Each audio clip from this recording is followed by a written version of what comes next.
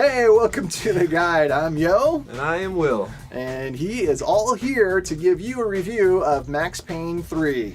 Max Payne 3. Well, I was really anticipating this because I liked the first couple Max Paynes. I liked the idea. It's a little... Like, the first Max Payne kind of introduced the whole bullet time thing to video games before the Matrix video games even came out, which was kind of interesting. Mm-hmm. And then Max Payne 2 kind of proved to be the Matrix games that we're hoping that the Matrix games would be, but weren't. And fortunately, we had Max Payne 2 to fill that gap. But Max Payne 3 looks like they're trying to go in a more narrative direction, you know, because Rockstar, you know, they've been doing that with a lot of their games. Red Dead Redemption had a strong narrative. The last Grand Theft Auto had a strong narrative. So L.A. Noire. L.A. Noire was amazing narrative. So Rockstar has been doing really good with telling great stories with games. Are they doing that with Max Payne 3? Well, they're definitely telling a story. I mean, the whole premise of the thing is Max Payne, you're getting old. It's almost time to retire, so you're doing personal bodyguard work, you could say.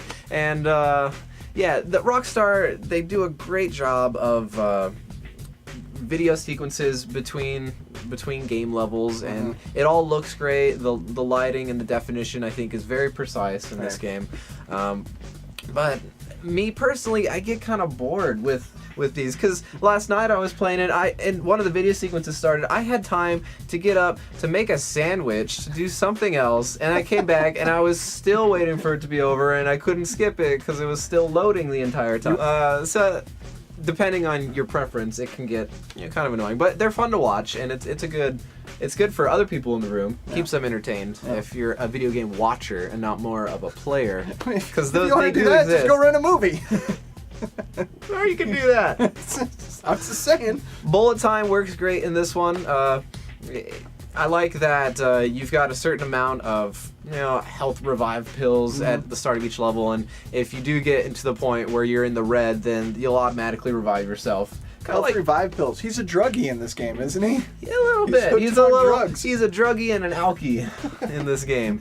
And this is a very mature game. Yeah. There's a lot of bad language, a lot of blood. Yeah, especially with that final bullet cam. Yeah, the bullet cam. When you got that one last enemy and you get him down, it follows that final bullet and gives you all the squishy, gory details of the final kill. Nice close-ups. Yeah. So that's definitely something to take into consideration. I wouldn't recommend it for anyone under the 17 mature rating, which is why it's level. There. Yeah. But overall, it does a good job. It provides a substantial amount of hours of gameplay for you, and then the multiplayer is fun. It's cool to mess with bullet time with your friends, do some Matrix moves, jumps. I like there's a button that you press that you can just kind of do a ninja dive roll or something and shoot from it at the same time. That's cool.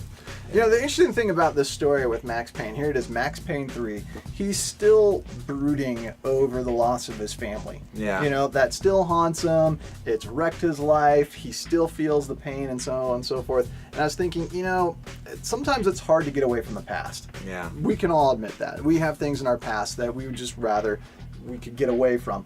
And sometimes it's hard to do that. But the thing that kind of bothers me about Max Payne is, like, he's completely resigned to it. Like, he's resigned. There's no way I can ever get past this. And Jesus Christ gives us the hope to get past those things in our past. He gives us a hope and a future.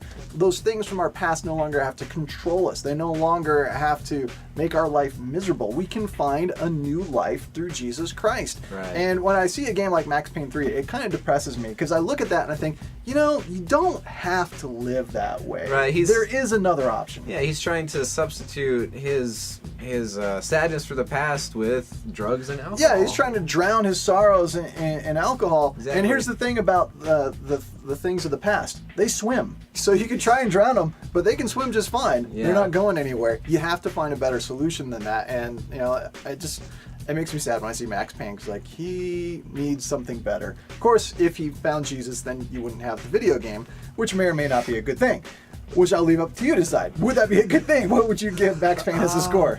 If Max Payne found Jesus, I could probably give it a better score. But right now, moral content aside, right. as a game, I would have to give it a 5 out of 7. Okay. Yeah. Because overall, it works pretty well, right. and it does what you expect. Yes, it does. It lives up to the expectations of what a Max Payne game should be.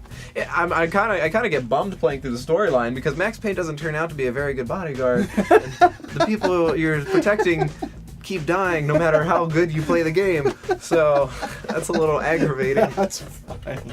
It's true too. It's like, how did you get hired as a bodyguard, man? Everybody dies. Yeah.